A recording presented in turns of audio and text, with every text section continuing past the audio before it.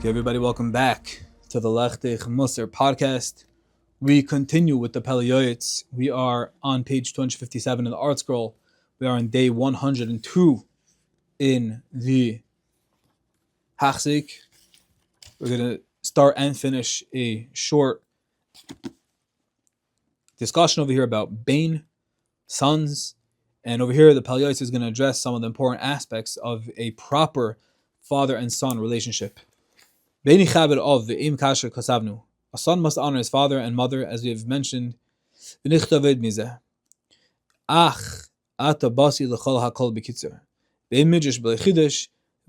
going to say over here? We're not expounding, saying anything major. We're just saying the basics in a concise fashion. The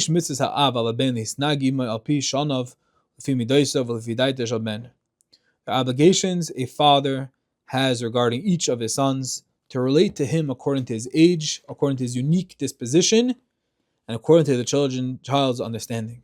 And in line with the circumstances of each specific time. Circumstances are ever changing, and what worked a year ago may not work now, even a month ago, or even a week ago, or even yesterday. And certainly what works for one child, not necessarily works for another child. We have these side, whether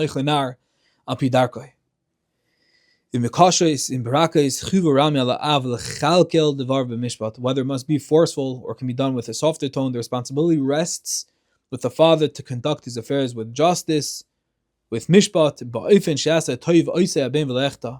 in such a way that his son will do good and not sin. It's the father's obligation to make sure that he is mechanech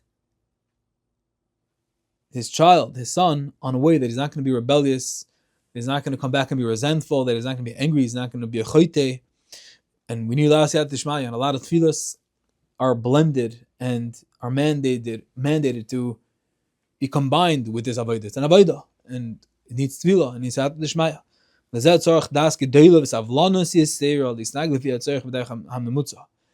And to this end, one requires both an abundance of knowledge and extraordinary patience, avlanas, to consistently offer what is needed and to find that right balance, as we spoke about a few days ago, about equanimity, to always be balanced in the middle lane. Not to give him too much musar, not too little, not to go the short way when you're meant to go the long way. Always have to find the proper balance. It's very hard.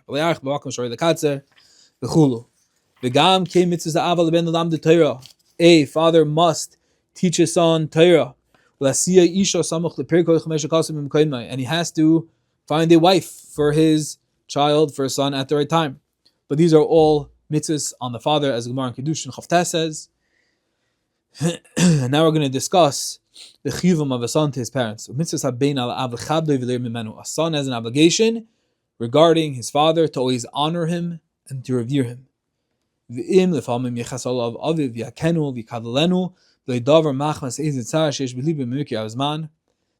that the Torah set up a parent-child relationship in this way is to create the best possible environment for a child to grow and learn the ways of the Torah.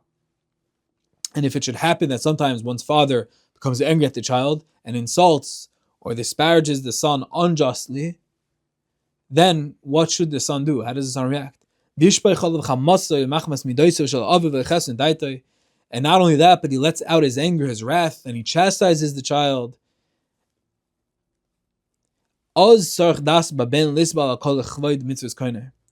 Again, as he spoke out many times in the past, these are just the rules, the black and white. Everyone's personal circumstance is very important and has to be discussed with a Rav, and times have changed, as the Pele Yoeitz himself notes over here. Things are ever changing, and there's so many different resources v'chulu out there. But we're just reading the Pele Yoeitz. So what does Pele Yoeitz say? That when the son is in this situation, we discussed this a lot when it came to spouses, husband and wife, how they have to be saved with each other and there's no other option, v'chulu v'chulu. So just to copy and paste that to over here, it's the same thing. So what does the son do when a father lets out his wrath and chastises him unjustly? In such instances, a child must understand that he is to bear it all with hishtavoya, with equanimity. Why? Because that's what Hashem wants. He must not argue with his father. He must not respond with harsh words, and certainly he should not disgrace his father. Rather, let him bow his head like the egmine, which is some type of reed, and he should just be subservient and say okay and be makabel and bear the yoke of his father's wrath and not wither. You have the famous story of Dama ben Asina.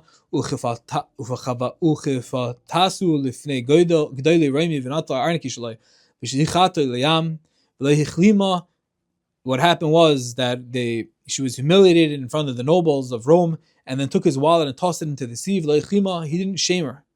There was no response. And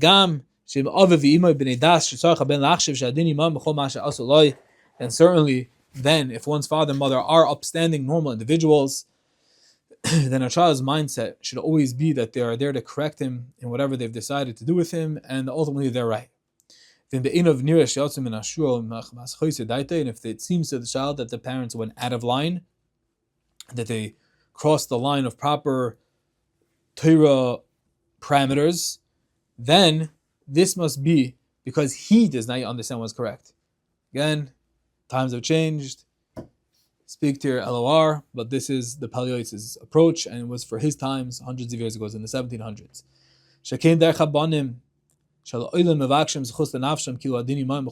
Because children always think that they're right, and they justify their behavior as if they're undisputed, always right. And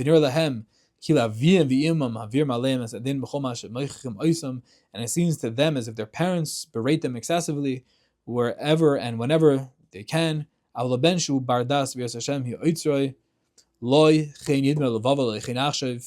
If the child is pursuing the right thing, then he has to remind himself that this isn't so, and he shouldn't. And rather, because of his more mature perception, instead of thinking and conjuring up in his mind that he's right, he'll recognize that it is absolutely certain that his parents are conducting themselves properly. And if there's any lack of understanding, then it's only because of him. So it's a tall order for the child, but this seems to be the Yoeitz's approach over here, that the son, no matter what, should say, I'm wrong, and there's no way I'm right, and it's my lack of understanding. And he will make his ear like a hopper to soak up any words of rebuke, for a child is meant to use the guidance of his parents to shteig, to have an aliyah. And he should realize that this is no different, even when it seems to him as if it is unjust, out of line. And he must not deviate from what they instruct him, right or left, even if it seems to him that they're saying right is left and left is right. And a son also has an obligation to be a son who earns merit for his father. We spoke about this before in the Sugya of Eretz Yisrael. So first of all, he should do whatever he can to help them if they need to, if he has resources to help them relocate to Eretz Yisrael if that's what they desire. And in addition, he must be mindful for their honor, and do whatever is in his power regarding their proper burial arrangements. So he has to do whatever he can. And he should always be worried, and it should always be on his mind to seek to bring good merit to their neshamas throughout his lifetime, through performance of limud Torah, through davening for the Amud, whatever it is.